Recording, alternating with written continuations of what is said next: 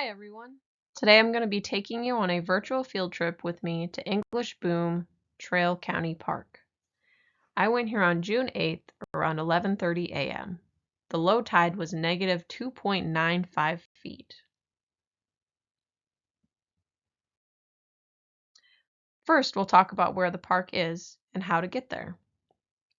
On the left side is a map of Camano Island, and on the right is a closer picture of where the park is located. If you go north on Interstate 5, the travel time is a little over an hour from Seattle. Despite the name Camano Island, you don't have to take a ferry or fly, you can just get there by driving. Once you travel north for about 45 minutes, you get off the freeway at exit 212, take a left, and travel for another 15 minutes and pass through the connecting town called Stanwood. There is a bridge that connects Stanwood to Camano Island. The bodies of water surrounding this park include Skagit Bay in the north and Port Susan on the east side. The park is a mixture of habitats since it overlooks Skagit Bay, but also has the Skagit River and a salt marsh with salmon and a wooded area with big trees. You can also enjoy seeing beautiful views of the Cascade Mountains. When I visited the park, the weather was 71 degrees and sunny.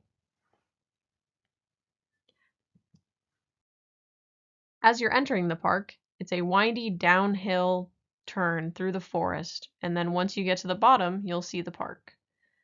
Parking is pretty limited, so sometimes you have to park behind a line of cars up the hill. Once you find a parking spot, there is a welcome sign next to the shelter with picnic tables and has information on blue herons, pictures of whales and birds, a map of Camano Island parks, and more information on the park trail, where it starts and ends, and how long of a walk it is. This is one of my favorite quotes that was also on the welcome board. "Every day may not be good, but there's something good in every day," by Alice Morse Earle. As you walk to the left side, there is another sign on the salmon nursery. The sign explains how the tidal channels carry thousands of salmon through the Skagit River Delta to the sandy shore and lagoon habitat. Then from here they will swim thousands of miles to the ocean and eventually return to the river to breed again. It also explains the importance of large drift logs for the salmon and for the overall habitat. They help the growth of herbs and shrubs, and when the insects and other invertebrates eat these plants, they fall into the water as food for the salmon. Additionally, the logs help provide shade, which helps the creation of microhabitats. Lastly, the park offers the salmon more than 500 acres of salt marsh, mudflat, and beach berm. The runoff and drainage of water seeps into the marsh and estuary, diluting the saline waters of the bay, allowing salmon to adjust their metabolism. They use this habitat to rest, hide, and grow before going to the deeper water in Puget Sound.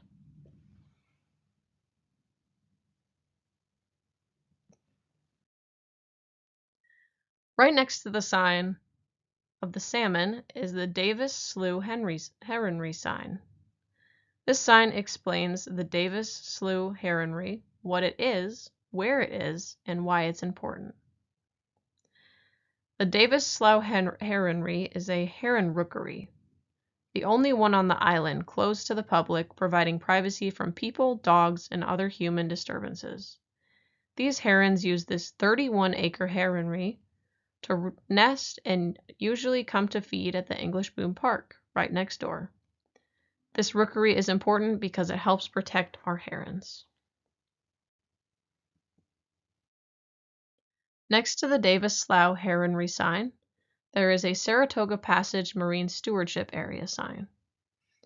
This sign explains that the Saratoga Passage is a highway for salmon, serving 3 large fish-producing rivers, the Skagit, Snohomish, and Stillaguamish River.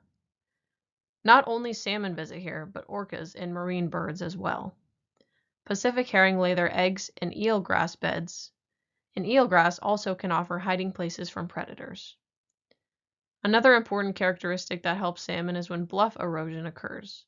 It helps create ideal conditions for forage fishes, surf smelt, sand lance, and Pacific herring.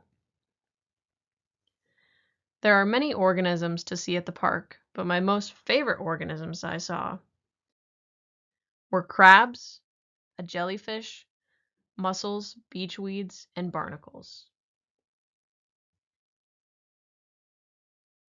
At the park, I saw probably over 500 crabs since the tide was so low.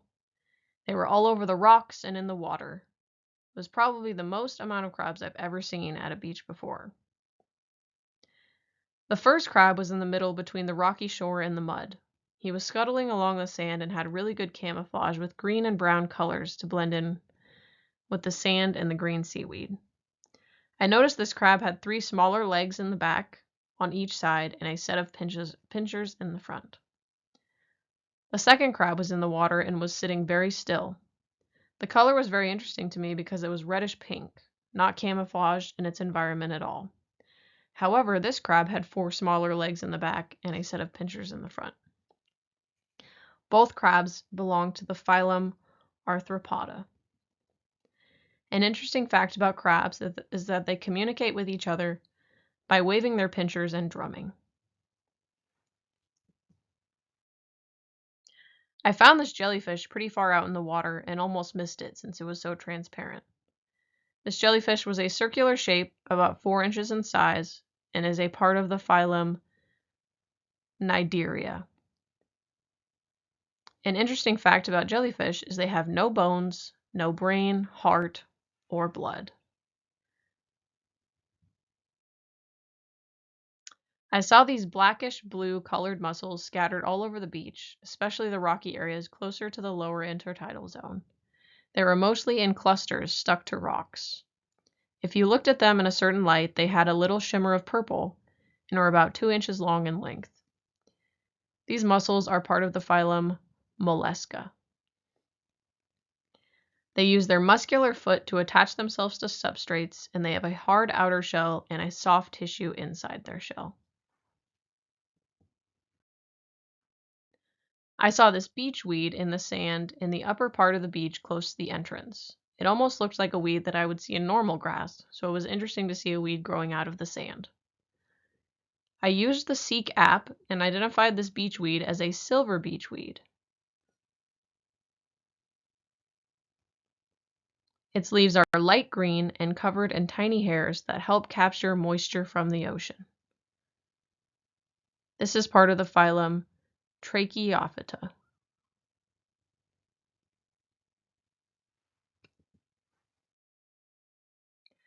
I saw these acorn barnacles growing all over the rocks and all over the wood on the beach. They were white in color and very sharp and abrasive to the touch, and were in clusters. They are a part of the phylum Arthropoda as well, just like the crabs, and they use something called cement glands to permanently stick themselves to things. Some important concepts I learned from this class were plastics in the ocean and keystone species. The concept of plastics in the ocean was very important to learn about in order to educate myself further and try and pass the message along to others. It's important to reduce waste and properly dispose of waste we do use in order to keep the marine habitats healthy and free of trash and possible contaminants that could poison and possibly harm or even kill marine organisms. We need to do our part in protecting our habitat for not only the organisms, but for us as well. The concept of keystone species was important to learn about also, because without keystone species, the rest of the species would fall and the food chain would drastically change like a domino effect. Keystone species help maintain the balance of the marine ecosystem.